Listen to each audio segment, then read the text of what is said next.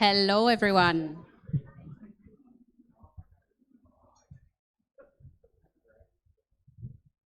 Good to see you all.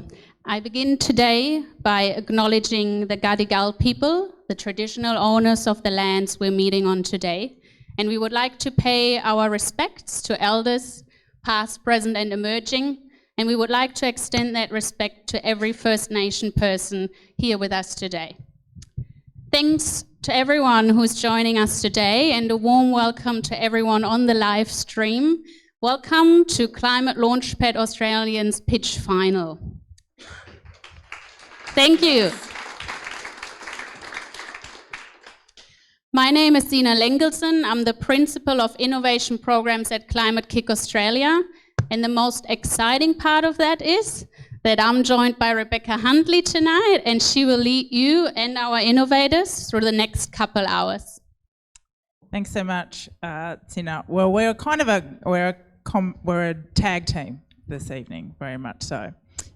So good evening, everyone. My name's Dr. Rebecca Huntley, and I'm a researcher on public attitudes to climate change, and I write about climate change, and I sometimes MC events on a Friday night to escape my children, and I'm very happy to be here. We're going to be here till about 8 o'clock. You've had some pizza, you've had a drink.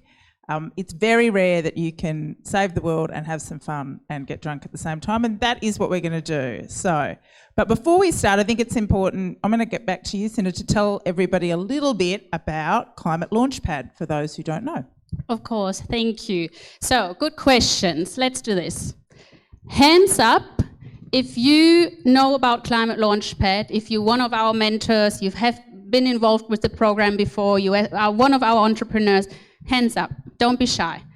Yeah, that's it. A few more. That's it. Hi, friends. We know each other. Hands up if you haven't heard about Climate Launchpad and you actually have no clue what this is about. They've just wandered in from the street.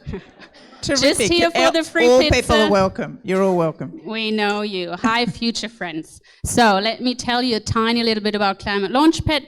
Climate Launchpad is the world's biggest and most successful clean and climate technology business ideas competition and program. Yeah, take that in. Imagine what we felt when we tried to market that slogan. 7 years ago, Climate Kick founded Climate Launchpad, and since then has recruited and supported more than 5,000 startups around the world who have created over 10,000 jobs and raised more than 150 million euros in capital. This year, we're running the competition across 60 countries, and the event like this takes place in 60 other countries. Yeah, it's truly global, and Climate Launchpad is run in Australia by Climate Kick Australia, which you'll hear more about a bit in a minute. And over the last few years, Australian Climate Kick has trained and supported close to 300 clean and climate tech startups and around 500 innovators in their journey of commercialising their innovations. So when talking to some of them, it's kind of really clear how critical this early support and events like this event you're at tonight are to kind of really grow their business. So it's wonderful to have them here tonight to pitch, and it's going to be a very energetic evening. Tonight we're choosing the top 3 teams from this year's cohort from the whole country, and they've come from all parts of the country, only one New South Wales person I think in the group, from South Australia, from Victoria, everywhere, who will represent Australia in the Asia Pacific finals and the global grand finals among the best climate innovators across those 63 countries around the world. That's it. And for us as a team, working with those innovators, it's really just a privilege to go around the country once a year to meet incredible minds, incredible smart people, and working with them. And we're just really grateful for their trust in us too. So the way we work together is that we run boot camps and webinars with trainers from all across the world. We also do one-on-one mentoring and training and pitch opportunities. And so the teams who are pitching here tonight, the innovators you will see tonight, they have already pitched somewhere else to actually get here tonight. And they are pitching for their spot, as Rebecca said, in the Asia Pacific final. And that's where some of you will actually meet other innovators from all across that region. So from New Zealand and Japan and India and many other countries. So us as a global climate kick community, we really believe that innovation is more important than ever. But instead of having single point interventions, our work really focuses on systems innovation. So system change in our city, in the way we use land, in the way we produce materials, in the way we produce and store energy, and in the way we look at ourselves and this planet. And we need many bright minds to actually achieve that. And that's where our entrepreneurs play a major role as well.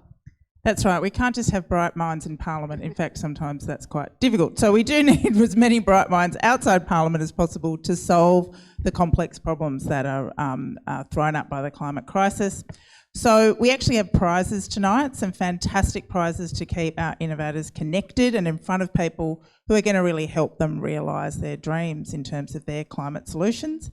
So teams tonight are also pitching for the opportunity to get direct access into the pitch finals at the Victorian Clean Tech Cluster's Clean Tech Expo later this year in October, and we also have a prize to attend and pitch to the Global Entrepreneurship Congress down in Melbourne. It's all happening in Melbourne in 2023. That's it. So we would like to say a huge thank you to our prize sponsors, the Victorian Clean Tech Cluster, and also the team behind the Global Entrepreneurship Congress. But we also want to say a huge thank you to our main sponsors of Climate Launchpad here in Australia, which is the Future Batteries Industry, CRC, and Race for 2030, and the Department of Industry, Science, Energy and Resources.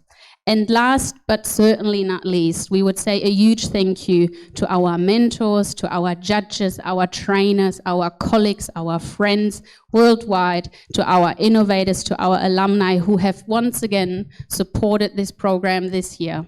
You create the ecosystem that helps innovators with really great ideas to really come forward and turn their passion and deep knowledge into action and impact. And we want to say thank you for that.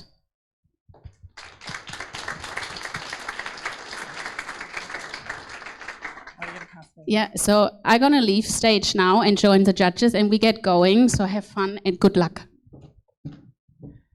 And this is where I work out how to hold a clipboard and this and the clicker at the same time. There we go.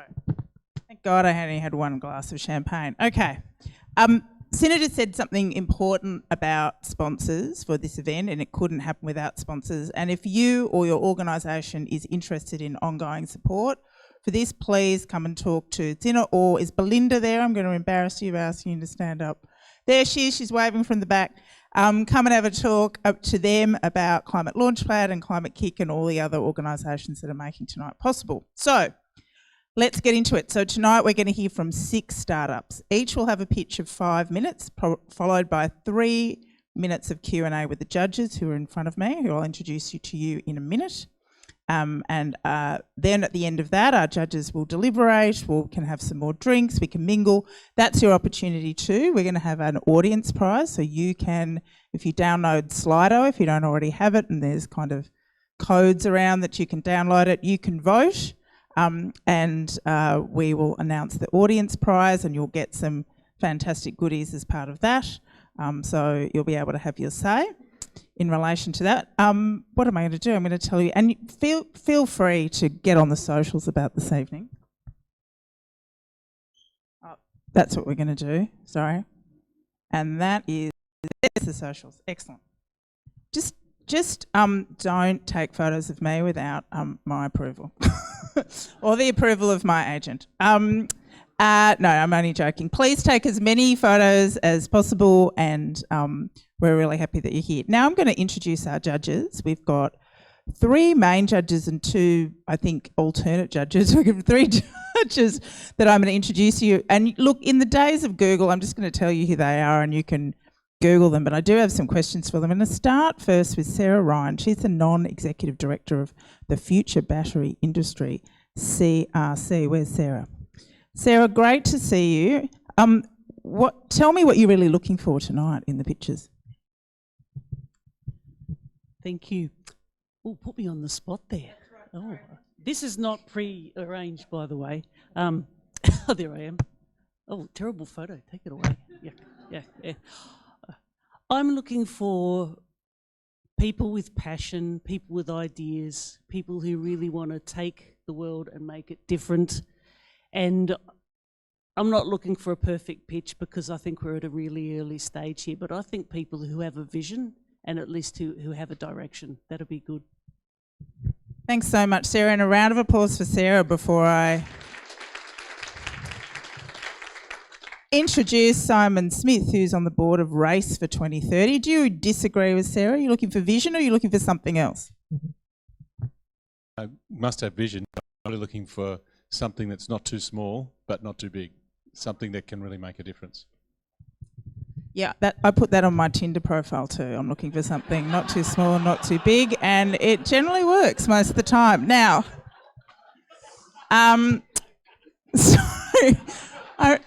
this is me on. I've only had one glass of wine. Just wait for later. Okay, Katie Vines, Director of Climate Kick. I know that you're probably looking for all of that, but just tell us the impact that Climate Kick has for supporting these innovators so early in their career.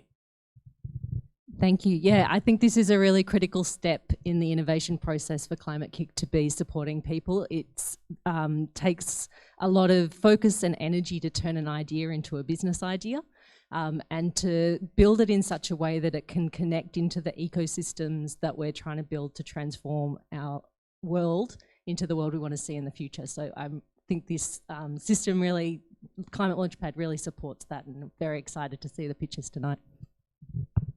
Fantastic. And we have two other prize judges. We have Chad Renato, the MD of Gen Australia. Chad, can you turn for me? Lansfield, the manager of the Victorian Clean Tech Cluster, who we've already been hearing about. Where is he? There he is. I've got to get you to stand up as well. And wave. All right. We need to get on with it. Thank you so much to all. So, this is the order. It is a completely random order, I've heard. No, it's not in any kind of order whatsoever, in any kind of way. And this is how it's going to work. Each of our teams has 5 minutes to pitch, and we have 3 minutes from the judges, and all 5 of the judges can ask questions if they want to. We are going to have a little bell that I'm going to ding at 4 minutes, and then at 5, and then it's going to get ugly. Judges, you're going to be ready with your questions. You can ask as many or as little in that 3 minutes as possible. You can decide to have a spokesperson who asks all the questions that you're interested in. And after the Q&A, the judges will finalise their scorecard. We're going to go through one pitch after another. The judges are going to go into that special room. We're going to have drinks and they're going to be ready to come out, and it's time for prizes and awards.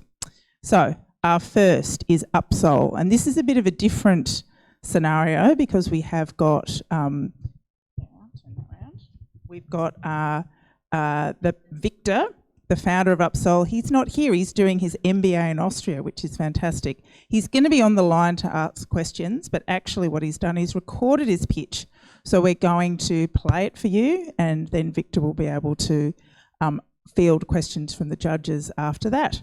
So as a brief introduction, Upsole is a social enterprise supplying rapidly deployable containerised solar power systems. God, that sounds fantastic. With backup energy storage as a sustainable substitute for diesel powered generators, which are still all over Australia, including in First Nations communities. We've got to get rid of those. Man, let's see the pitch. Having worked in the construction, energy and resources sectors for over 12 years, I've seen technology come a long way. But the challenges of getting power to remote locations still remains one of the key drivers of energy poverty. My name is Victor and I'm the founder of Upsole, a social enterprise with a renewable energy solution. Our business is based on a rental model, and we've approached potential clients in the civil construction sector who experience the challenges we address, and they want to be part of our growth journey by participating in proof of concept projects.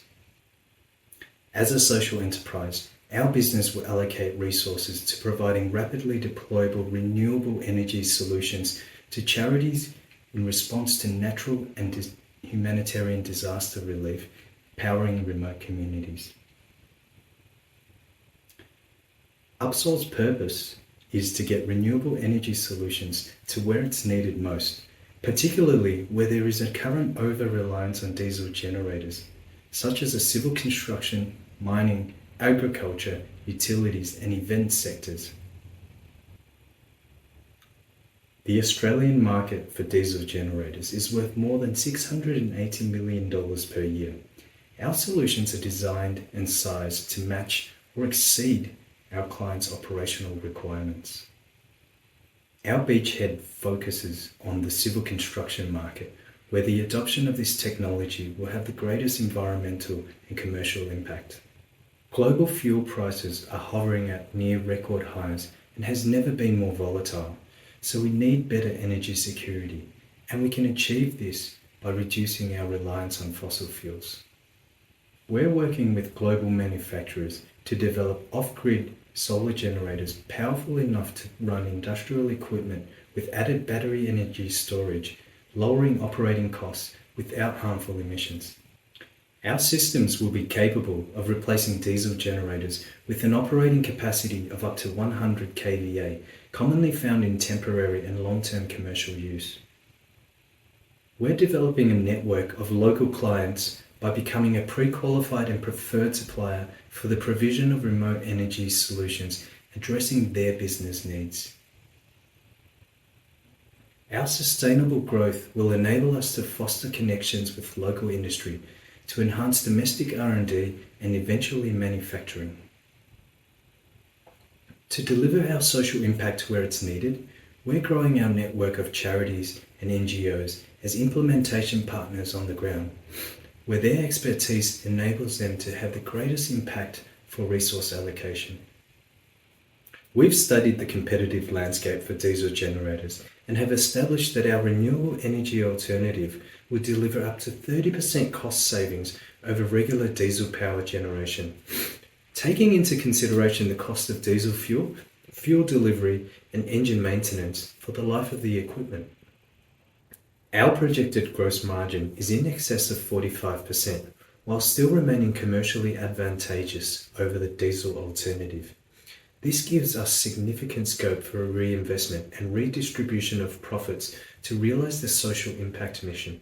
When we attain 15% market share for our product segment, we will be in a position to generate upwards of $5 million EBIT per annum.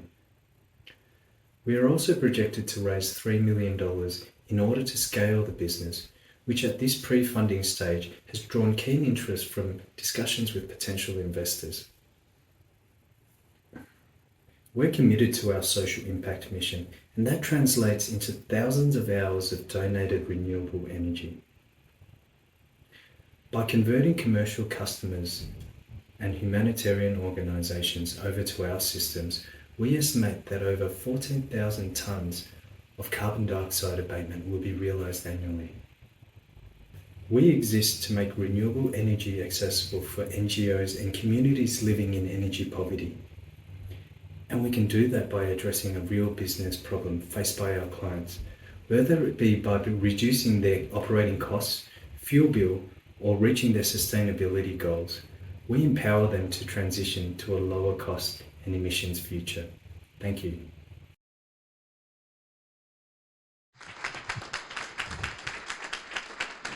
And we've got Victor joining us from Austria. What time is it in Austria? Oh, there we are. You're on mute. The classic There you're we on go. mute trick. It's quite the time to be on mute, but you've actually worked out where to push the button. That's great. So what time is it in Austria, Victor? Yeah, so thanks. It's 9:53 in Austria at the moment, so It's we've got the day ahead of us. Oh, fantastic. So it's a bit Excellent. too early for champagne. Never too early for champagne. I'm now going to turn it over to the judges, and all 5 judges can ask questions if they want to, but it looks like Simon has the microphone.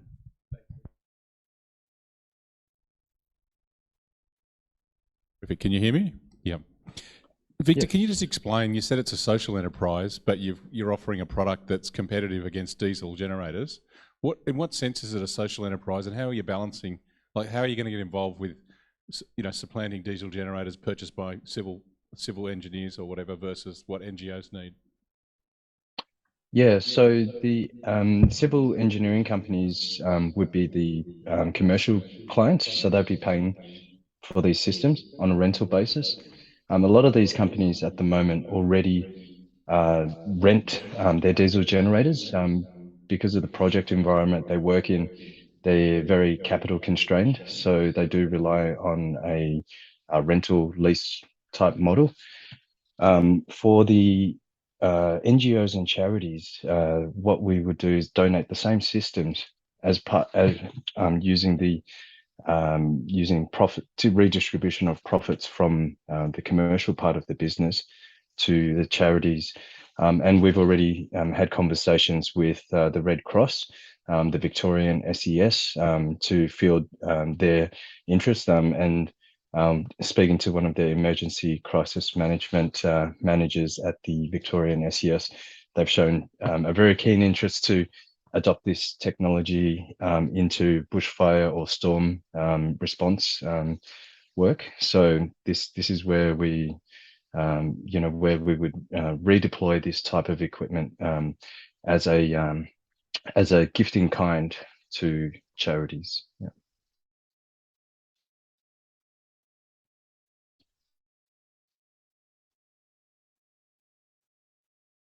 So they win their jobs by, being the lowest bidder. It's a very competitive market.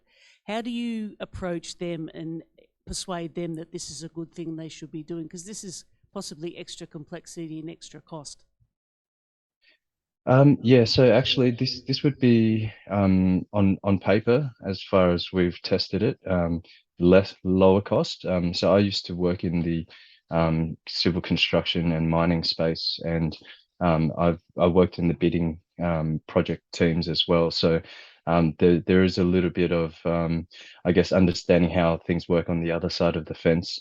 And that's definitely guiding the way I approach proposals, and also dealing with, I guess, the risks that these companies are trying to mitigate.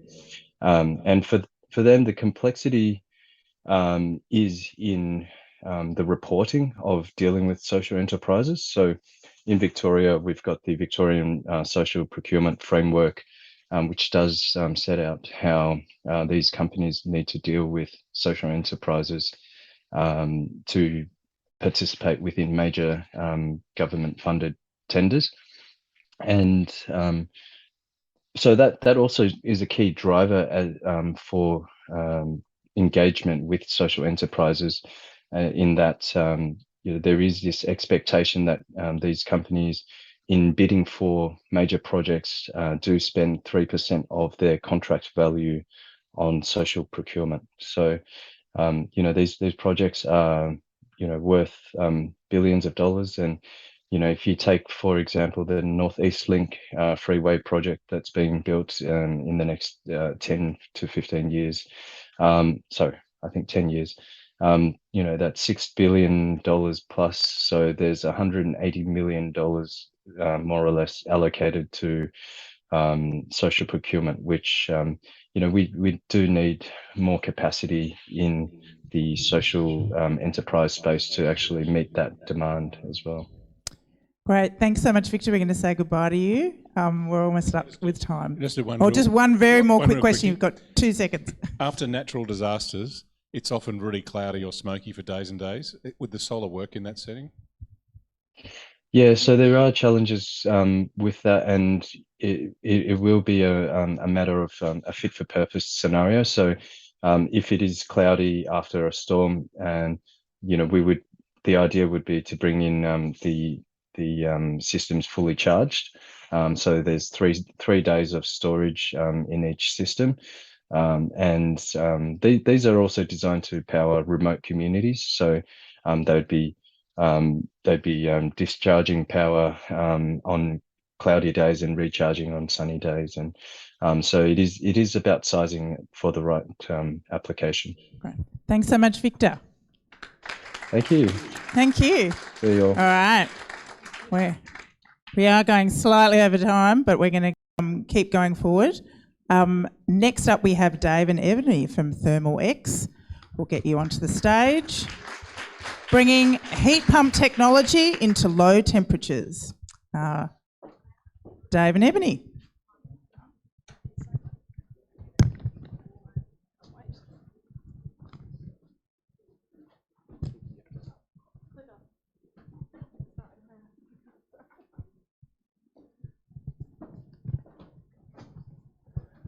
The global transition away from fossil fuels presents a $1 trillion opportunity for energy technology providers. Delivering reliable, baseload power cleanly is a key element where new innovations can make an impact and presents as a big opportunity for any provider that can deliver. Geothermal power has a potential to meet this need, but right now it requires hot temperatures to make projects viable, leaving a vast number of lower temperature renewable resources completely untapped. We are ThermalX Engineering, a company focused on disrupting low temperature power generation by delivering clean, reliable baseload electricity at much lower temperatures than what is currently possible. Our business model is simple. We deliver optimized industrial scale power generation solutions for our clients, and they pay us based on the size of the system that they need to be delivered. For our beachhead market, we are staying local in Australia and New Zealand, where we can focus on establishing our reputation, our product, and our service offering. We know that if we can demonstrate and refine our technology locally, we can push beyond our beachhead market into tackling global geothermal power generation projects at even bigger scales, and also push into other applications such as solar thermal and waste heat to energy. Due to the high availability of unutilized low-grade thermal sources, the global market for this technology is absolutely huge. Once we establish the low operating temperatures and increased output of our solution, we are confident that we can disrupt the market in a significant way. To deliver this disruption, we are bringing a step change in performance and value. We estimate that we can boost the efficiency of power generation at lower temperatures by up to 60%. For our customers, this means either significant savings for multi-million-dollar projects or increased profits. With our optimization technology, we expect to deliver an equivalent output power at 20 degrees lower than the current lowest operating temperatures. This will make a dramatic improvement on the yields of existing sites and enable more sites to become viable for project consideration. The ThermalX product consists of a power generation technology combined with an optimization process. We call this piece our thermal booster, and based on our research so far, it is unique. We've developed a novel way for heat to perform the act of a compressor within a heat pump cycle. Our tech leverages this process to extend the difference in the used working temperatures for power generation. Because with these power generation systems, higher temperature differences relate to higher efficiency of power generation. Our booster can be built with off-the-shelf components, and we are currently drafting a provisional patent application to secure this key IP. Our product is the combined thermal booster and power generation equipment, which will be installed and commissioned for every project. Our competitive advantages will be the first-of-kind technology that improves power generation yield and boosts profitability. Baseload power generation when compared to other renewables such as wind and solar, and improved return on investment for comparable projects.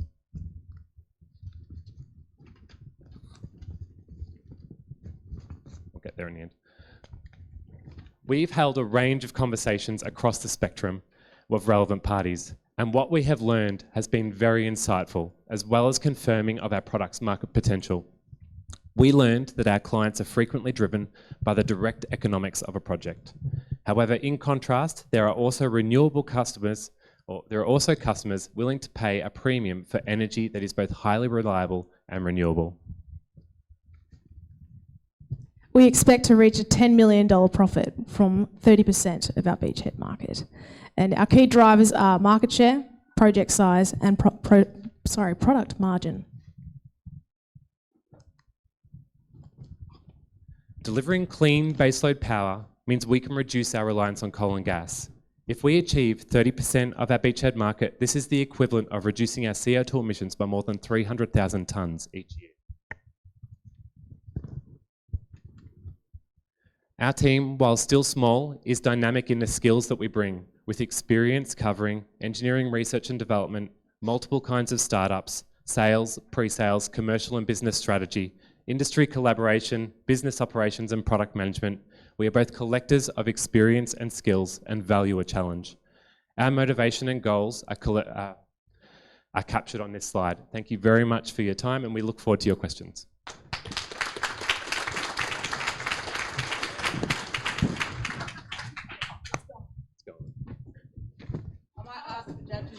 Questions and take a little bit of just a very brief break so that you can fill out your forms from the first pitch and the second pitch. So go ahead, you've got 3 minutes. Thanks. So I'm really familiar with traditional geothermal, and I know it only works in a very, very small area of the world because you need that very high geothermal gradient. So what you're saying is your method is applicable in areas of lower geothermal gradient. So what is that as like a multiplier of the normal, compared to the application geography of the normal one? Because the thing with the lower geothermal gradient is just cold fluid. Well, cold is relative. Okay, so aquifers in Australia can generate temperatures that are verging on what our system can generate electricity for. So even water supply systems for town centres come out hot in many, many different places of Australia. So our system could leverage some of those temperature that are shallow geothermal or shallow temperature environments. All right, so let me just repeat my specific question. So if you look at the geography where you can use the traditional geothermal, it's very limited, right? Very volcanic. Exactly, in other places. How much broader is the geography of your application compared to that? Much, much more broader. So a lot of this, considering just looking at Victoria, there's at least 2 different aquifers we can tap into or existing bores that make sense. Looking at different states in Australia, we can probably tap into a lot. Queensland has a lot of higher temperature bores as well that already exist. So a lot of this process reduces the cost of actually that initial exploration and enables that tapping into that existing heat source to actually deliver it, and the yield is much lower than what you would get from a traditional geothermal. So when traditional geothermals operate, they tend to operate above 150 degrees. That is the temperature range that is there, but they do have existing ones that go much lower. Normally they bottom out at about 100 degrees, but we're looking at pushing the boundaries of that to more than 20 degrees or even more than that lower. So we can extend the range of what's possible in that space. Not sure exactly of all of the geological sites that we would be able to address or expand to, but when you open that up, it opens up significantly with the amount that you can tap into. I think we've got time for one more question and one quick response. Have you done a pilot? No, our technology level is fairly confirmed concept, so we're looking to next stage progress that to a lab-based test run. And then we've had some early stage conversations about getting some of these test cases in a real world scenario, tapping into some of these existing bores that are already in place. So still early days and started this process very much as an idea. And we're amazed that we've gotten to what we see as a very, very viable concept. Wonderful, thank you so much. Big round of applause. Now, while we let our judges fill in their various forms, I want to remind people of to download Slido, because you get to vote for the audience gets to vote and gets a prize for what they think is the best pitch. It may be like the Archibalds, it's never the actual, the Packers prize is never the actual prize that wins. So, you're coming back to me. Oh, you're getting the clicker. Excellent. So as the judges beaver away there, we've got 4 more pictures to go. And the next one, the dynamic duo from Ecosystems Farms is going to make their way to the stage.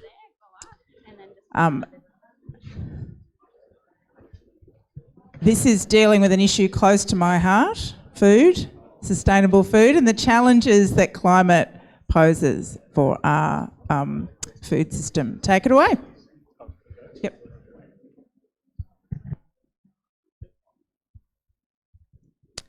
So farming is a big contributor to climate change throughout the supply chain.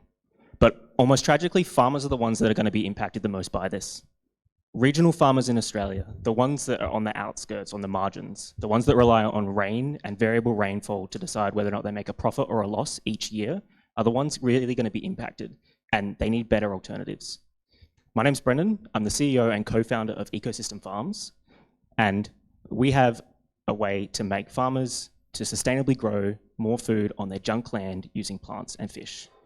We've been running our proof of concept farm, which is where all the pictures in the slides today come from, for the past 4 years, demonstrating our patented technology and setup, and we're now ready to take this into the market.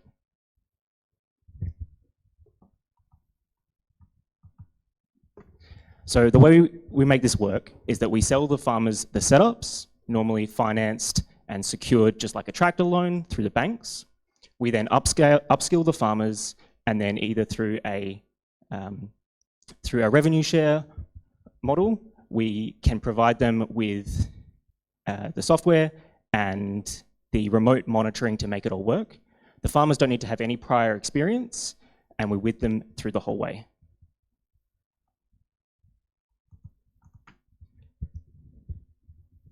So our platform can be used in a lot of different places, from the desert to urban areas, all the way to the snow. But we understand that, so there's a lot of global opportunities, but we understand that it all has to start somewhere. And so our initial beachhead market is looking for regional farmers in South Australia. Now there's about 4,500 grain growers in SA, and they're looking for for ways to make their farm produce more money and not able to scale up with traditional options. Moving further beyond this, there's a global need by 2050 to produce 50% more food, and there isn't 50% more farmland. And we think that our solution can help to provide options for this. So our setup uses the waste from the fish to provide the nutrients for the plants. So there are very, very low operating costs. With using on-site solar generation for our power, means there's no electricity bills, there's no pesticides and no fertilizers, meaning the whole setup can be extremely profitable. From a high level, the system you can kind of think as like an aquaculture farm and a hydroponics facility and mesh them together, except there are some big differences. So we grow our plants in these gravel, sort of like tubs, the size of shipping containers that are on the ground, and inside of this, the water rises and falls. And this is where so it provides the ideal water, oxygen, and nutrients for the plants to their roots. Because we're growing in gravel as well, we can grow a really wide variety of plants, from herbs all the way up to orchard trees and everything in between. Now, with the gravel media beds are scalable and modular. So it means that at the scale that's needed to really impact on like large-scale agricultural production, we can use tractors to do our harvesting and planting into it. Now, this really gives us scales of economy and decreases the labor, especially in comparison to other soilless agriculture. Now, within the system, we recycle our water. So it goes from the fish tank up to our gravel media beds where the plants clean it, and then it returns clean to the fish. Now, this means we don't need to do any water changes, which in comparison to other aquaculture, they will typically need to do 5 to 10% water dumps every day. So with cleaner water, we end up with cleaner and healthier fish, which means that we have lower mortalities and that we can remote monitor the system rather than needing to have experienced people on site 24/7. It means that that's how we can help farmers to be able to access it.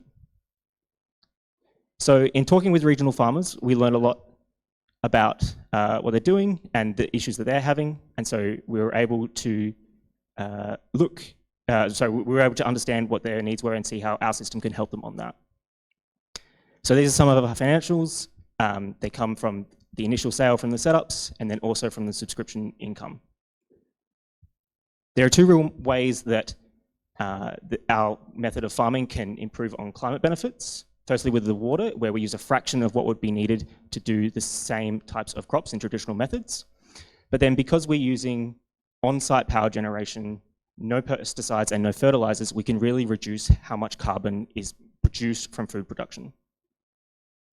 Myself and my co-founder Steve are working full-time on this, and we're excited to be able to scale the technology. We really do think that what we have is a way to grow enough food with the world's existing resources, and we want to put it out there in the hands of the farmers. Thank you.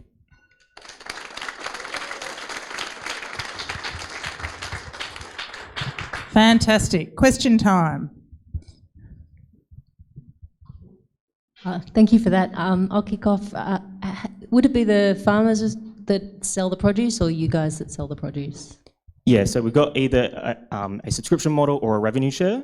We wanted to be able to do that to give farmers the option. Some farmers are very against subscription models, and as well, but at the same time, some farmers want to be able to do their own thing, so we want to give them that option. The revenue share is probably more applicable for them because then we can wholesale their products. The products that we actually make are very unique in their own right because they can't be considered organic, but the end consumer can have complete confidence they haven't been sprayed. And so we can wholesale them for the farmers and then revenue share at that point. And how much of the revenue comes from the fish? Yeah, so it can be it's about half, depending on the crops that you grow on the ag side. And then, so the plant crops, what types of crops are you talking about? Yeah, so all sorts. So we've grown a really wide variety of stuff. Like we're at the scale where it's almost a market garden, but silver beet, tomatoes, spring onions, we've grown field crops like broccoli and cabbage, but we've got banana trees in there at the moment and an avocado tree. Like there are so many things that are possible. The test that we're actually doing a test in Renmark where we're going to be testing out lemongrass and ginger as a long-term viable thing that's profitable. And it doesn't mean growing plants, it's nice to have the water and the gravel and everything, but it's often there's a lot of other challenges about agricultural production. I mean, what level of skill is required for farmers who are used to running a totally different system? Yeah, so because we're remote monitoring it, essentially our system is stable enough that then we can make changes on the fly to be able to make it work, and then they can use a lot of the same skill sets that they've got in their normal agricultural production and then translate those into being able to use the setup. We do have time. Thanks. Thanks, Brendan. When they grow their veggies or their crops, how will they get it to market? How are you thinking that market? You have to get it efficiently and cost efficiently. So have you thought, is that part of your plan? Yeah, so the inputs essentially are the fish food, and there's a lot of options for that, but ideally, most likely what would happen is that we would then take out supplies and then come back with the products itself, the fish or the plants. And so that way, essentially, we're cutting down half of the transport costs on that. Right, that's it. Thank you very much. Big round of applause.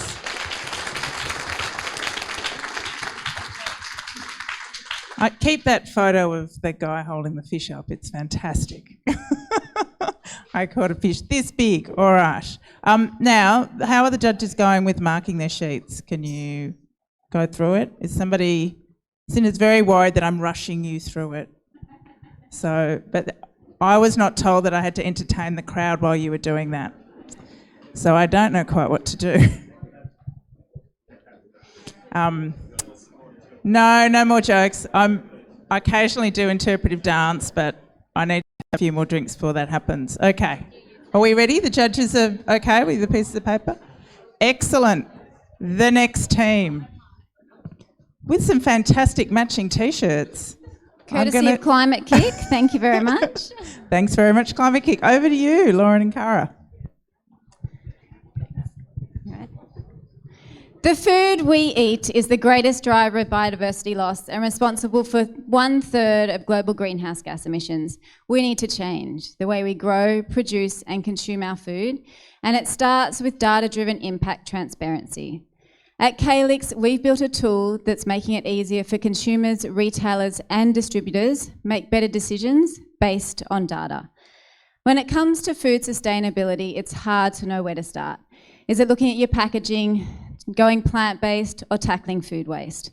Sustainability is being demanded in all markets, by financial markets, consumers, and government regulation. But who and what can you trust?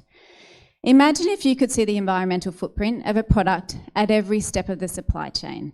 It would mean making better decisions based on data. I'm Lauren.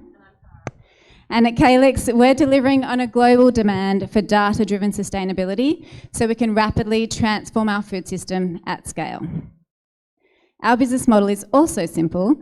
Brands, retailers, and distributors pay us a tiered subscription rate for our science-driven, data-backed tool that reduces the cost and complexity of sustainability measurement, reporting, and communication.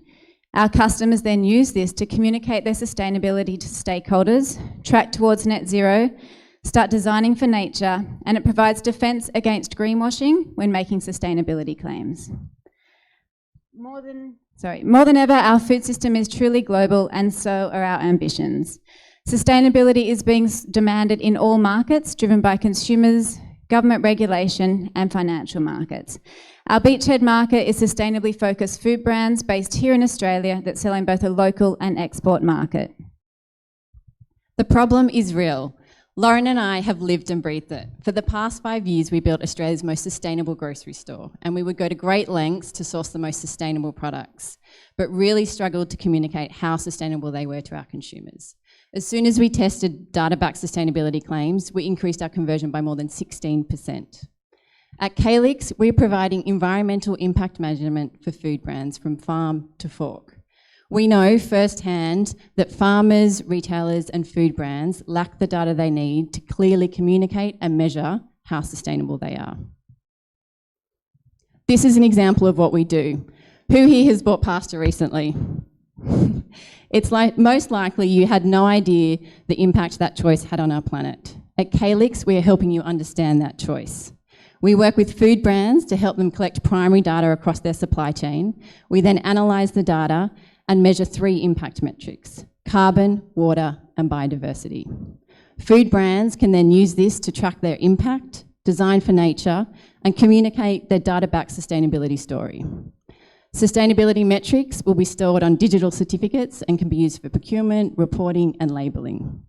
The current options on the market are expensive, they are time-consuming, and they are outdated.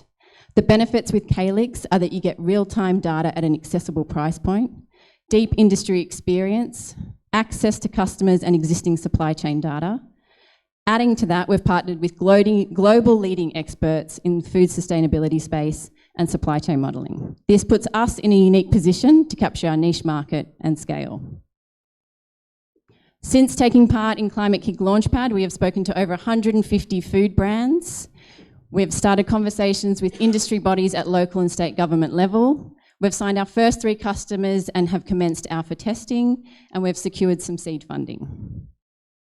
Our reoccurring revenue model is projecting us to be at just over $11 million revenue in 3 years. This will give us 40% share of our beachhead market here in Australia.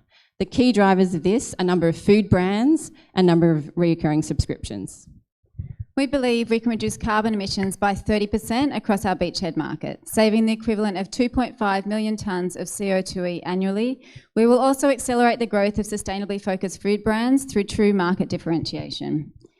We're a female-founded team with proven ability to scale businesses built on the triple bottom line: people, planet, and profit. We're building a global team that can deliver impact with credibility. As we see a generational transfer of wealth, a planet in crisis, and global leadership shifting, we are entering a new economic era that will be driven by impact transparency, and we will lead the way in the food sector. Thank you.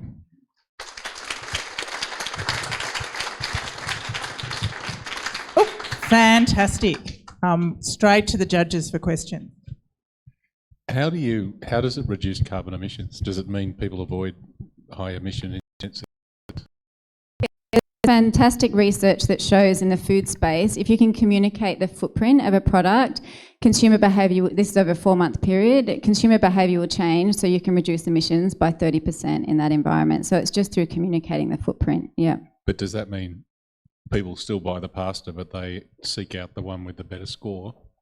Yes, or they will change their shopping preferences as well. So in that example, the research has been showing that people will shift from more of a meat-based diet to a plant-based diet as well, purely based on the footprint of those products.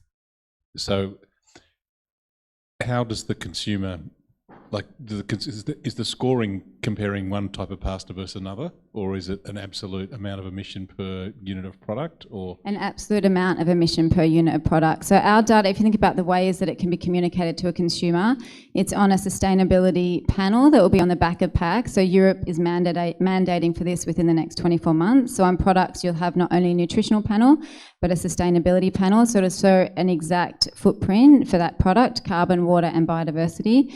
And then the data can also be used to underpin front of pack labelling schemes that are also coming out of Europe that will show more of a relative score, so an A, B, C, D or E for your product. Right, thank you. That's exciting.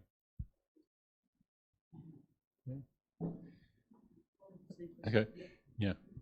So how far back does the data source trace go? Like, say if I was making that pasta, you know, I'm buying my wheat from somewhere. I don't not quite know Every where. step of the supply chain. So if you think about food, you can break that supply chain down to on-farm, the primary processing, so the grinding of the wheat or whatever it needs to get that to market, the manufacturing of that product, so turning that wheat and eggs and water into a food product, the packaging of that product, and then also the distribution of that product to a distribution centre. Right. Are you targeting brands that sell overseas in any way? It just seems like if the push is in the market in Europe. Yeah. So our focus is mainly Australian-based brands that sell into the European market. So ahead of the free trade agreement that will be signed with Europe early next year, and then legislation in Europe that will mandate within the next 24 months for sustainability panel on the back of products. And then what's happening independently in countries across Europe is this front of pack sustainability label. And currently it's incredibly hard for brands to get accurate data to sit behind those labels. So there are international solutions that could deliver a similar product, but with a 60% error margin for the Asia Pacific region. So our data will reduce that error margin for Asia Pacific down to 5%. So if you're starting to pay for carbon or communicate that directly to a customer, that's pretty significant. Thank you. Big round of applause. Ladies, I'm Italian, and if I have a tool that's going to make me think less about pasta and make better decisions, I get like 5 hours of my life back. You know, I spent an enormous amount of time thinking about what kind of pasta to buy. They're scribbling away. We've got 2 more pitches to go.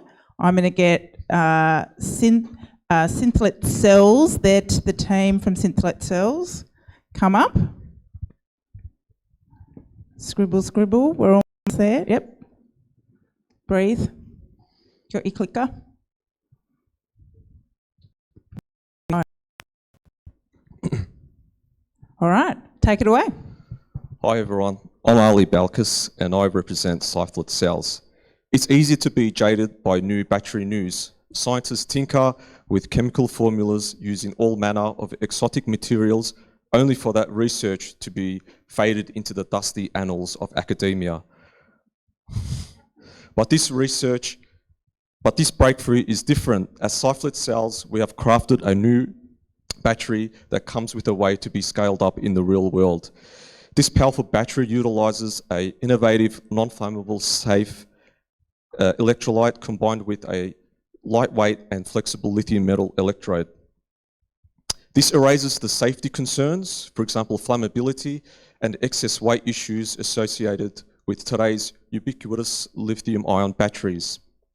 In these present times, we are witnessing an increase of carbon emissions, conflict, natural disasters, and population growth.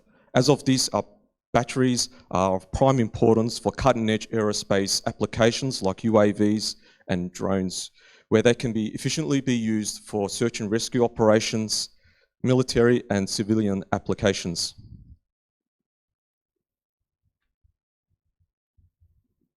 At Synthlet Cells, we fabricate and sell lightweight, non-flammable, flexible batteries for various sectors in the aviation industry. which helps them transition to all electric. The aviation industry will benefit from the robustness, lightweight, and safety of our batteries. Our primary beachhead market is the aircraft battery market based in Australia. For example, batteries powering UAVs and onboard electronics for commercial passenger aircraft. As of 2020, the aircraft battery market opportunity in the Asia-Pacific region was 18 million Australian dollars. Due to the vast size and due to the large size and vastness of Australia, and because it relies heavily on fossil fuels, it relies heavily on fossil fuels. However, this is set to decline slow but steadily by 2030 by penetration of abundant resources, urgency for electrification, and supportive government policies.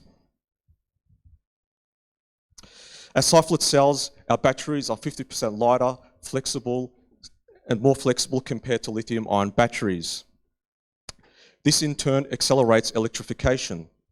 From this, our batteries are uniquely well positioned for various sectors in the aviation industry, where lithium-ion batteries are just too heavy, for example, 20 times heavier than kerosene, and that our batteries, due to the flexibility, can fit anywhere along the aircraft, providing enhanced performance and radical aircraft designs. Our batteries are lighter, safer, longer lasting, flexible, and more cheaper than lithium-ion batteries. As a demonstration, we have our novel battery powering a drone, where the weight of our battery is 50% lighter than the original lithium-ion battery and utilizes a non-flammable electrolyte. We evenly interviewed the Australian military, UAV operators, and other end users based in Australia. We wanted to learn what the end user expects from our battery. For example, the speed of charge, the cheapness, and also the longevity. After thorough discussions, we have learned that more powerful, flexible, lightweight, and more cheap batteries are needed. We are aiming to target 3% of our beachhead market, which is nearly 3 aviation manufacturing companies. We expect a profit of 206,400 Australian dollars per year. Our key drivers are the market, as in the customers, cost to make the product, and the net price to sell the product. Drone logistics have such a massive sustainability impact because they are instantly electrified. They can run less. Their costs are, they can run less compared to electric vehicles and have more efficient routing, hence lowering the carbon emissions drastically. To be able to do this brilliant project, we are a bewildering team of 2, myself and Hiroyuki, which we aim to mitigate global warming by our battery solution, realize a more electrified world, produce powerful, lightweight, safe, and flexible batteries, and most importantly, to connect and liaise with various aerospace companies to expose the potential of our batteries. Thank you very much. Oh, there was nothing bewildering about that. That was fantastic. So I know that there is going to be, Sarah's going to have questions, Simon's going to have questions. Are we going to go to you first, Sarah? Yes. Yeah. Thanks, Ali. Can you talk a bit about the manufacturing of the batteries? What are your plans there? So we use a robotic stacker. It's called a Z stacker in a argon-filled glove box. Can you say that again in English? And also, how much does it cost? Would you do it locally? Just talk about the manufacturing in general. Yeah, so we have a prototype pouch cell facility over in, it's called Battery Hub over in Burwood. We use robotics to get the anode and the cathode, and then we use so the robot gets the anode and the cathode and gets the separator and just stacks the cells together. And then afterwards we'll get that, and then we'll do the electrolyte filling in the glove box as well, and then we do the side sealings and seal it off, and then we've got the pouch cell. Okay, so one quick follow-on. Yep. So that's the battery, and then obviously before any manufacturer uses it, it has to be tested and audited, Yep. approved and so forth. So can you talk about that? Yes, definitely. So once we filled in the electrolyte, we will do something called formation cycling on the battery cyclers. And after we do, so usually that's 5 cycles at C over 20, which is 20 hours to charge and discharge. And then afterwards, we would do a triple CV charge, and then our batteries are ready to be, sold or used. Have you got a patent for the Yeah, technology? we have a patent for the electrolyte. Yep. Thanks, Ali. Congrats. So you've picked a very narrow use for the batteries in the presentation that you've shown us. Is it something about your battery that is particularly suited to aerospace sector or other lithium ion? Not at all. It can go beyond. Right. It can go to EVs, electric bikes, everything. It can fit in anything. So because it's a pouch cell, the size versatility is it's great. So we can create any shape or size, and that can fit into many applications, not just for aerospace. And is it already? You said it. Did you say it was half the price? 30% cheaper than lithium-ion 30% batteries. cheaper. Yeah. And so is that based on your current? Like, how much scale do you have to get to achieve that lower price? So we can get to 1.5 amp hour, if that makes any sense. No, I mean, the like capacity of the how battery. many units do you have to get to be able to deliver into the large market at that lower price? It's much larger, obviously, but just because we're doing everything in this prototyping facility, we're able to slowly chip away, and we haven't really thought about it, to be honest. But right. But I think it will definitely, Okay. So thank you very much. No worries, thanks. Thank you. So while the judges scribble away, and we've got our last but not least pitch team, Spark 3D, coming up in a minute. What's going to happen after the pitches? A big round of applause for all the teams. Then the judges are going to be put in that room to decide what they want to do. Get up, have a wander around, have a drink.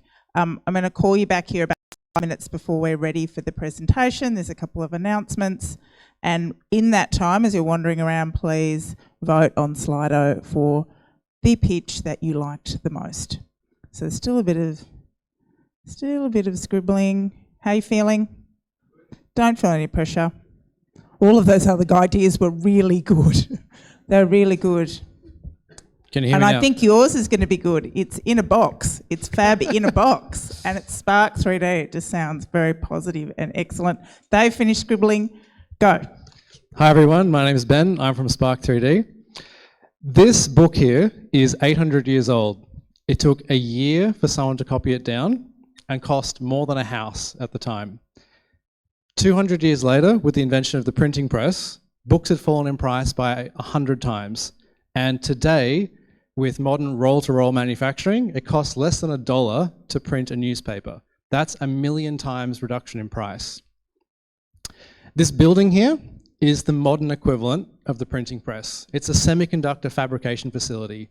It makes the silicon chips that power our phones, laptops, cars, dishwashers, all the electronics that we care about. The only downside is they start at $5 billion a pop. At Spark 3D, we've come up with a new technology that's going to totally revolutionize how electronics is made. We want to take the capability of a semiconductor fab and stick it in a box. Just like the printing press democratized knowledge, we want to try to democratize electronics. This is our deal. We make 3D printers that can print electronics. We lease them at $50,000 a year to electronics manufacturers. So the vision is to play a central role in the manufacture of semiconductors, but before we get there, we want to get some experience in the PCB market, and our beachhead is indoor solar cells. So what are indoor solar cells? They're a special type of solar cell that's optimized for low light conditions, and what it means is that they can run IoT sensors and smart home devices without a battery or a plug, which is really useful. However, they've had some challenges on price because in the materials that make up them, there's 2 precious metals. so they're really expensive. With our 3D printing technology, we've been able to replace the gold and the indium with a plastic and copper and be able to reduce the materials cost by 97%, really unlocking this technology. And this is the product we use to do it. This is our first product called Microfab. It's an electrochemical 3D printer, and it's got 3 key advantages. It's really fast and scalable. It's got a really high resolution, and it can print with many different materials, so metals, insulators, polymers, and semiconductors. And we're going to use these 3 key advantages to create a long-term competitive strategy where we're going to get far enough of the competition, protect our IP with patents, so there's a technological gap between us and our competitors that can't be caught up, following the path of companies like ASML in the semiconductor space. We've made a lot of progress in 3 months. So we've had follow-up conversations with many of our initial potential customers.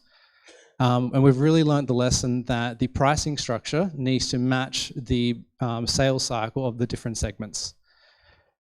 We've formed a really strong connection with our first customer, Great Seal Energy, and we've bought the parts to assemble the next 5 printers for the next 5 customers we have lined up. And also, we've closed a seed round for multiple millions with some of the best VCs in Australia. In terms of financials, in year 5 with 80% of our beachhead market, we're projecting a $5 million net annual profit, and the key drivers for that are the price per unit and how many we can sell. We save 1 kilogram of CO2 for every IoT sensor that doesn't need a battery. And with our beachhead market, that comes to 24,000 tonnes of CO2 saved per year. But the benefits for climate are way beyond that. So our process is much more energy and material efficient. It creates almost no waste, and it opens up new opportunities, such as potentially turning e-waste back into e-ink for new electronics. This is our team. It's a really amazing team. Between us, we've got experience in materials, hardware, software.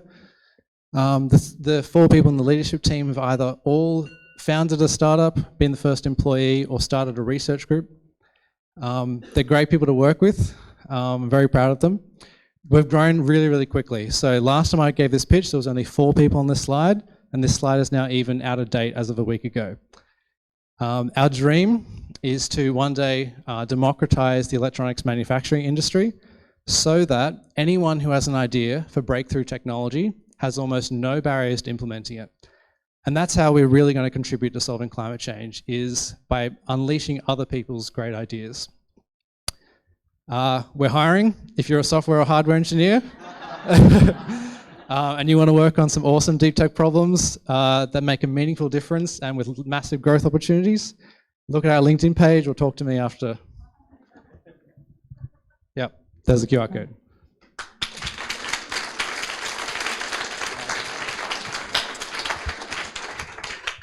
Thank you so much. Questions from the judges?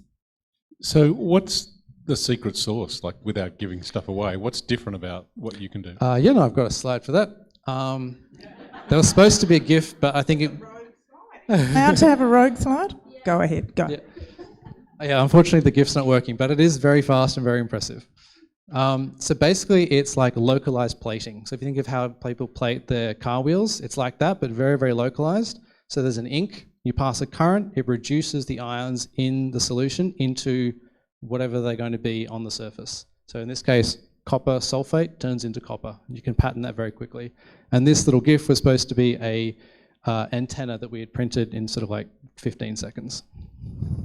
So the first round product is the thing that makes those indoor solar panels, but is the technology is really about its wider application to other types of things? Yeah, so the first product is a micron resolution 3D printer for multi-materials. The solar cells is just our first customer that we've worked really closely for. And it's in place and working?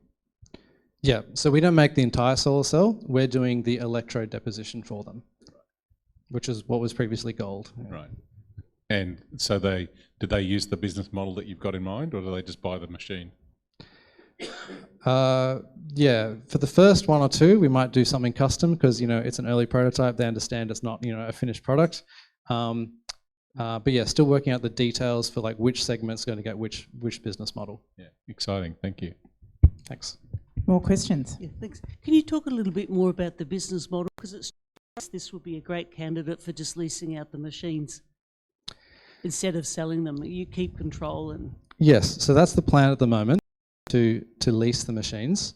What we've found though is in our early conversation with customers, say like we're looking at some university academics where their financial situation is they have cash to spend. If they can't spend it, then they don't get to spend it later on. So for them, it makes more sense as an upfront purchase. For a business with recurring revenue, a lease makes more sense. Great, we've got time for one more question. Who are you seeing as your, I guess, market beyond this very first customer? In Australia? Or else? Well, I mean, yeah, the big one is semiconductors. That's the big goal. It's an enormous market with lots of potential. Having the flexibility of a 3D printer that is fast and scalable to let you do other stuff in semiconductors as well is really interesting. But even just solving a small part of that market would basically establish us really well. Because that's the big goal. But also interested in outdoor solar, batteries, LEDs, displays, basically anything you can think of that's produced, that's an electronics good, we can probably do faster and better. Excellent. Huge round of applause for Spark 3D and for all of our pitches. So now the judges get taken in the room. Like I said, you've got an opportunity to vote on Slido 4, and it's a very difficult decision because all of them are great ideas, all of them having a fantastic contribution to addressing the climate crisis. So feel free, roam around, get a drink, vote, and I will gather you all here when we're almost ready for the judging.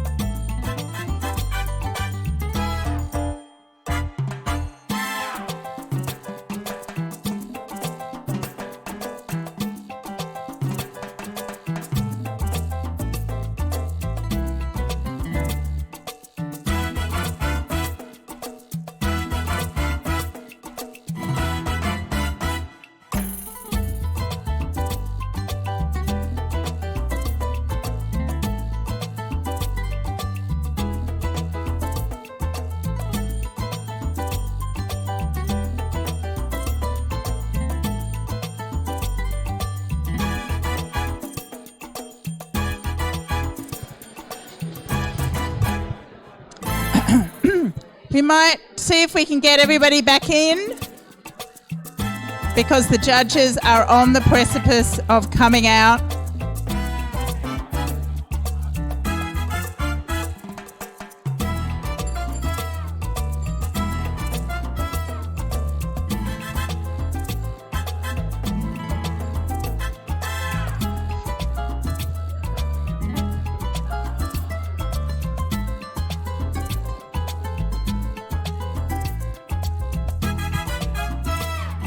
Okay, if you can make your way to your seats. Thank you.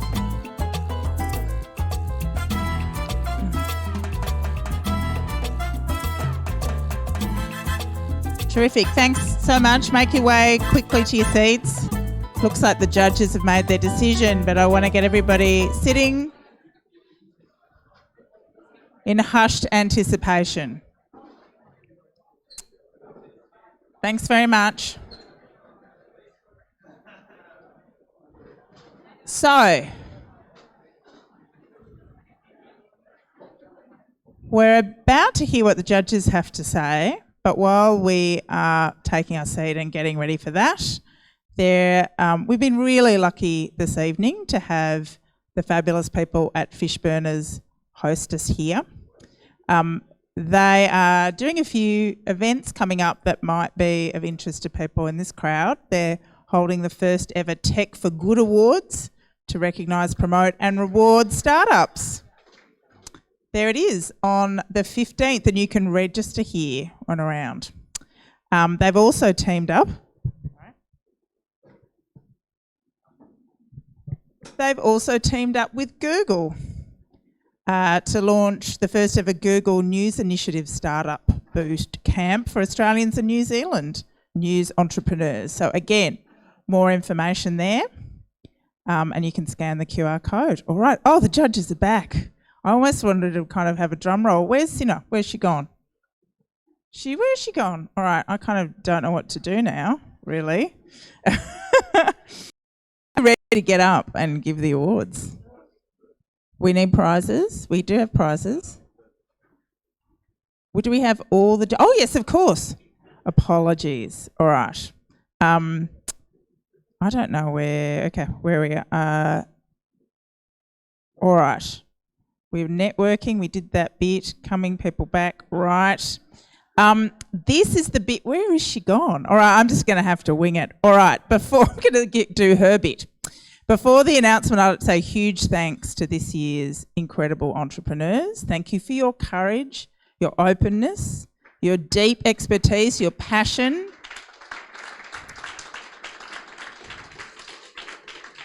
Everyone's a winner.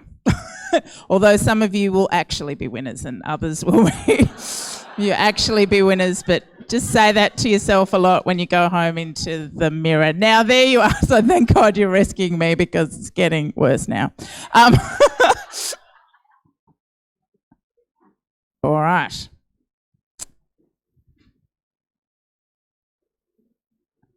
Okay, we've got prizes. We've got all kinds of things. The sponsors are going to say something, but I just want to make sure. I've said things and I need now to go, so we're just going to get the sponsors to say a few words. Apologies for being late, but this has been a really exciting conversation between the judges. Really difficult conversations, and they've done an amazing job. Have we announced the audience award yet? We have not. We have not. Go for it. Let's announce the audience award. I don't know who won the audience award. They told me that you would tell me who won the audience award, and I believe them.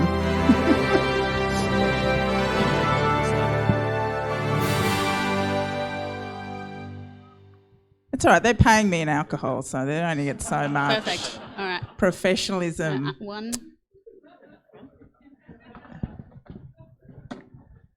The lucky winner of the audience award gets to read or just have my book at the side of the bed and not read it. Just we started so well, and here we go, scrambling over the stage. All right, so let's go back to the audience awards. One slide. Yes, all right, thank you. So you have chosen everyone on the live stream. Thank you so much for contributing to choosing our Audience Award winner. And I won't keep you waiting. Our Audience Award winner is Team Ali and Hero. Sizzlet Cells, come on! Congratulations! Come on! Join us. Come on, Hero, come on. You're part of the team.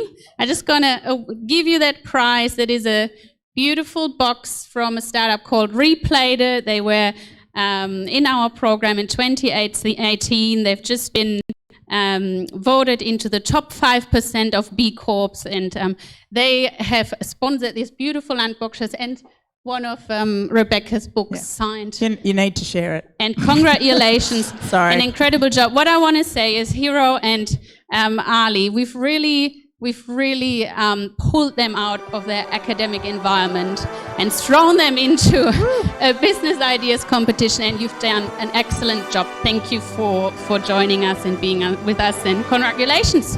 Yay! All right. Woo-hoo! Would you like? Okay, all right, off you go then.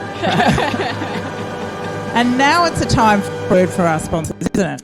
Yes, so I would like to ask Chet Renando and Daniel Lansfield to join me on stage. Come on up here.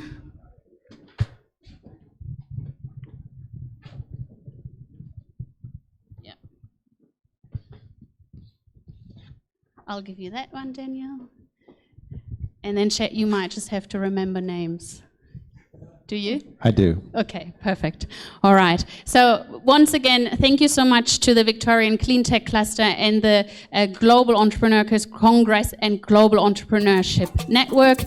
Chet, I hand over to you to announce. Actually, we start with Daniel. Daniel, I hand over to you to let us know who of the teams will receive the Victorian Cleantech Cluster Prize, and also what it is. Tell us a little bit more. All right, so the Victorian Cleantech Cluster is an industry cluster. We deal with cleantech commercialisation. So the prize this evening is awarded to an organisation or a group that we feel has the best or some of the best opportunity for long-term and broad commercialisation.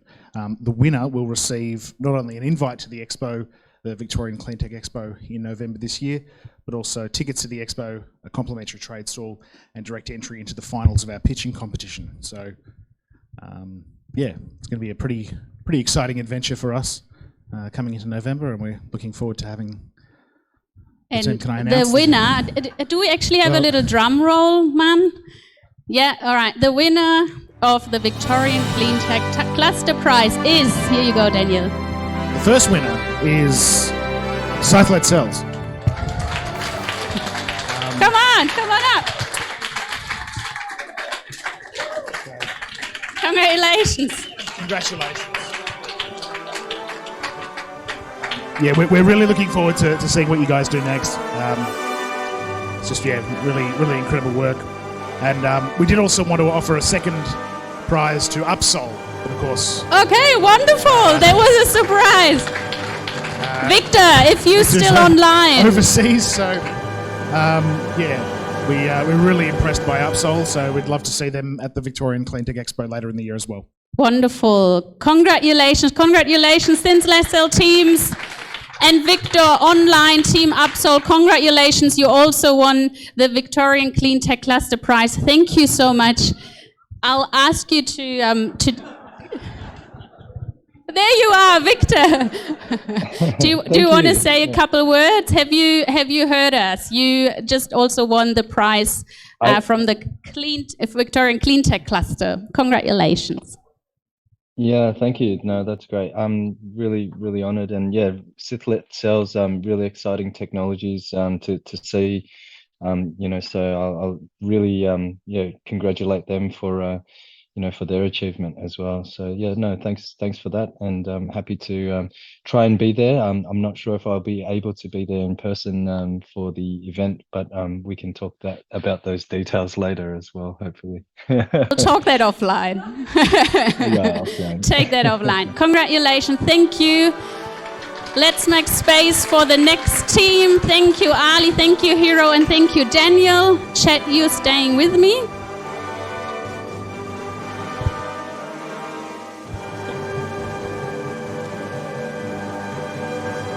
And Chet, would you please announce the winner of the Global Entrepreneurship Congress Prize and tell us a little bit about it? Yeah, no worries. The Global Entrepreneurship Congress is coming to Melbourne next May from the 1st to the 4th. It's the only event globally that says how do we build innovation ecosystems better, as well as providing entrepreneurs opportunities to present to global investors, global opportunities. And it's described as the Davos of ecosystem building, as it were. We'll have the UN, the OECD, the World Bank, and us, along with investors and entrepreneurs and researchers, government from around the world. An incredible event, really a once-in-a-generation opportunity. Do invite all of you down there. It's going to be pretty amazing. But we are providing opportunities for not just one, but two teams, because we were very impressed with the pitches tonight. We assessed them based on who could best leverage that opportunity to be engaged with a global audience and who might be ready for that kind of opportunity to both represent Australia and take advantage of a global opportunity.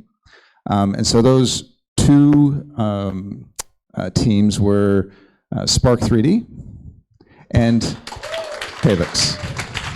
Congratulations, Spark 3D and Team Calyx. Come on up here. Congratulations. Well done. So you're coming back to Victoria, and Climate Kick will support you in your travels and staying in Victoria so you can attend the GEC next year. And I think that's going to be a beautiful opportunity. And thank you so much, Chet. Thank you to your team for providing this to our entrepreneurs tonight. And now we're going to have to move on to actually announcing our three winners for tonight. Thank you so much. Congratulations. Well done. Sarah, Ryan, and Simon Smith, can I please ask you to join me on stage? Now, before we announce our three winner, I would like to say a huge thank you to all our innovators tonight. And I would just like to acknowledge how grateful we are for your trust, for your openness to the journey in Climate Launchpad, and for the deep knowledge you've brought to this experience, and for your passion and your dedication we've seen over the last 4 months. It's been such a pleasure working with you, and you know, it doesn't really matter if you're going to move into the Asia Pacific finals, because you have validated your ideas so many times by now, and we really believe in each and every one of you. So congratulations for making it that far, for representing Australia tonight, for really being picked across the whole country, and to the three winning teams, good luck in the Asia Pacific final. With that, I'm going to hand over to Simon Smith and Sarah Ryan. Sarah is representing FBI, CRC, and Simon is representing Race for 2030. Sarah, I will actually, you're going to announce the winner, so I start with Simon. Simon, would you like to say a couple words about the Race's role in this program, and what has excited you about tonight, maybe? Yeah, so RACE stands for Reliable, Affordable and Clean Energy. It's a collaborative research centre that's jointly funded by industry and the Commonwealth Government. The reason we're here is that a lot of our work is working with very established industries who are in the midst of a, thank goodness, a magnificent transformation that's occurring in our energy system. Lots of technical challenges, policy, regulatory, market size challenges, heaps of that happening. So that's where we are. But we really want to support also startups, because it's bright new ideas and innovation and energy that will also play a key role in transformation. So we're excited to support all of the ideas that we hear tonight. And I really want to say, I know everyone says don't be sad if you didn't win, but when we are talking about it, it's really clear that there were no bad ideas here. It's really about which are the ones that are going to be perhaps successful in the next layer of this particular competition. It doesn't mean they won't be successful in delivering a great solution. Yeah. Thank you so much, Simon. Yeah, beautifully said. Sarah, would you like to say a few words, and then I'll come over to you and hand those certificates over so you can read out our winners for tonight. Thank you, Sina. So the Future Battery Industry CRC is another one of these cooperative research centres, as Simon mentioned, and our role is to be a catalyst and support the development of an Australian battery industry. So we're about developing future batteries, but we're also about the future battery industry, which includes things dear to our hearts, such as recycling, you know, and the whole value chain and the circular economy. So this is our third year supporting this event, and I've been a judge in all three of them, and I must say every single time it has been an absolute joy and pleasure to be in the presence of these wonderful entrepreneurs, and the vision and the excitement and the things they're doing to change the world and bring new things into the world is just fantastic. And why is the battery industry doing this? Batteries are a key part of the whole big energy transition challenge we have. So everything we could do to help that come to fruition is really great. So thanks for the invitation. It's been a real pleasure. Anytime. Thank you so much, Sarah. And with that, you have the honor. Man, we need a big drum roll now. So let's announce the 3 teams that are actually going to represent Australia in the Asia Pacific finals among 59 other countries. Would you like to read out their names in no particular order? Spark 3D. Woohoo! Come on up here! Congratulations, Ben! Well done! Congratulations.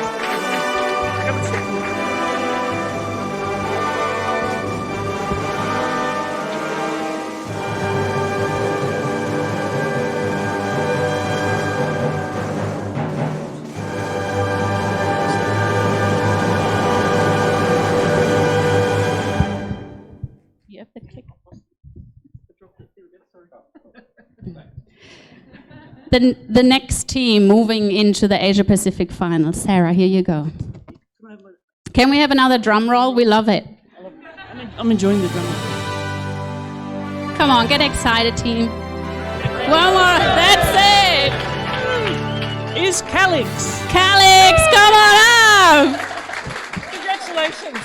So pleased. Well done. Congratulations.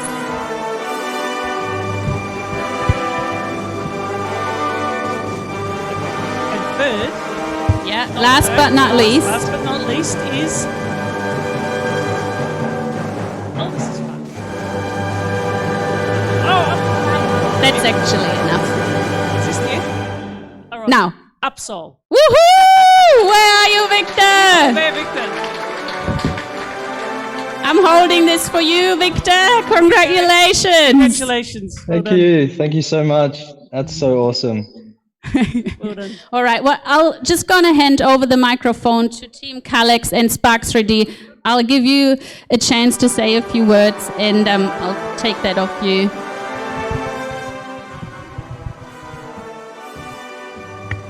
Thanks very much, guys. It's been fantastic being part of the program. I think thank you to all the sponsors, and then also to all the other entrepreneurs with amazing ideas. And any one of you out there who's a budding entrepreneur, get going, get your idea out there. You could change the world with what you do. So thank you.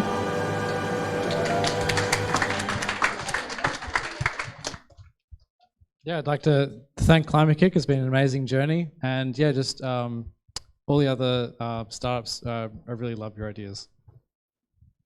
Yeah.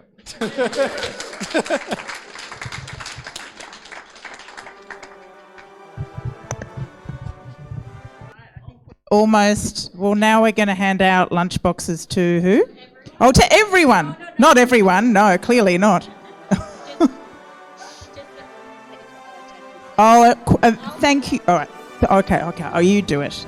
Thank you very much to our wonderful judges. Thank you to you. I think we get thrown out of here at 8:15. So, and there's a bar behind there. So thank you. And to our wonderful entrepreneurs who put so much effort into their work. I think we've got all the solutions in our hands to deal with the climate crisis, and that's wonderful. Thank you very much.